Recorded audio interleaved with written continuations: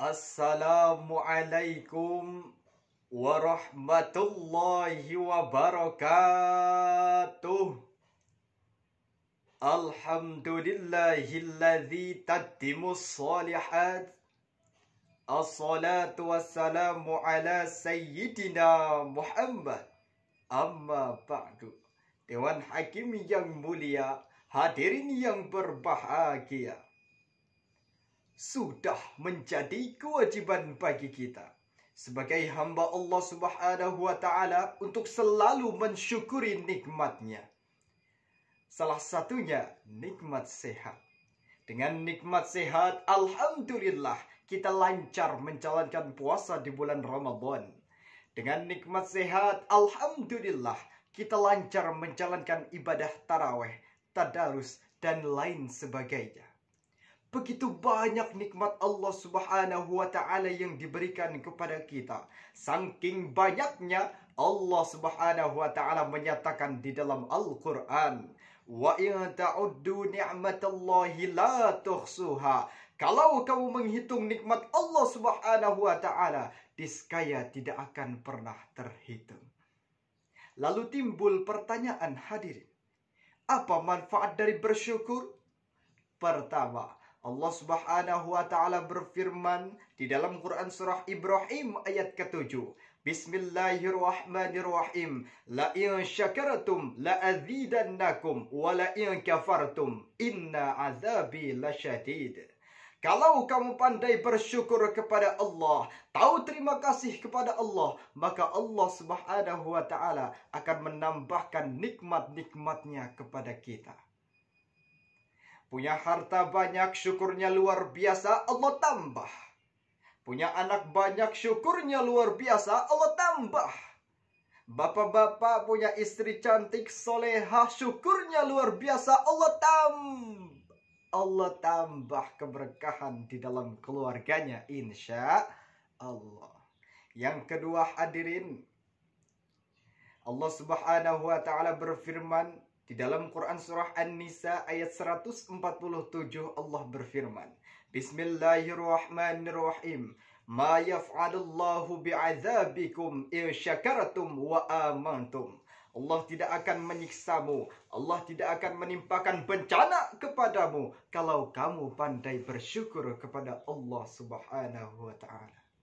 Oleh karena itu, hadirin, melihat fenomena saat ini, akhir-akhir ini, bencana sering terjadi, musibah silih berganti. Boleh jadi masih banyak di antara kita yang belum pandai bersyukur kepada Allah Subhanahu wa ta'ala. Sahabat da'i yang insya Allah dimuliakan oleh Allah, tidak selamanya Allah Subhanahu wa ta'ala memberikan nikmat kepada kita. Ada kalanya Allah Subhanahu wa ta'ala memberikan musibah yang berupa ujian atau masalah. Ketika Allah Subhanahu wa ta'ala memberikan musibah kepada kita, maka sikap yang diajarkan oleh Rasulullah SAW adalah sabar. Berbicara masalah sabar, sabar terambil dari kata bahasa Arab, yaitu sabara. Di dalam kitab Lisanul A'rab, biasa diartikan al-abthu atau al-ihtimal. Artinya menahan atau menanggung beban yang begitu berat dan dahsyat. Imam Ghushaili dalam kitab Risalul Ghushailiyah meninggal pada tahun 465 Hijriah menyatakan definisi sabar.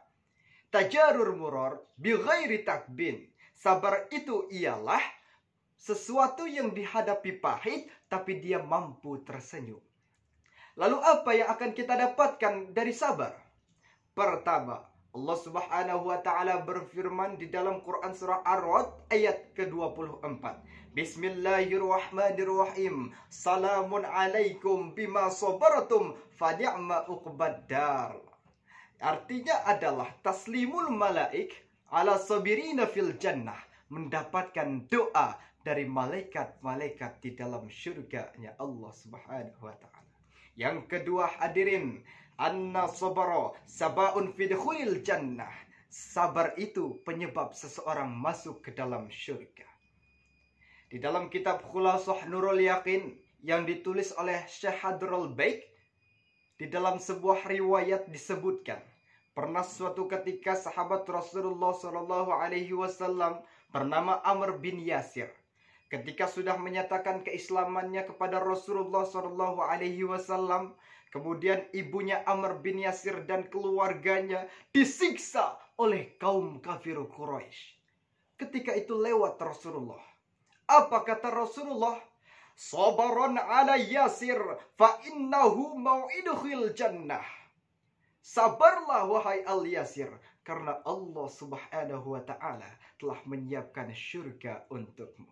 Jadi sabar itu adalah penyebab seseorang masuk ke dalam syurga. Yang terakhir, nailul ajri bighairi hisab. Mendapatkan pahala tanpa batas. Quran surah Az-Zumar ayat ke-10. Bismillahirrahmanirrahim. Innama yuwaffa sabiruna ajrahum bighairi hisab. Dan sesungguhnya hanya orang-orang yang bersabarlah yang mendapatkan pahala tanpa batas.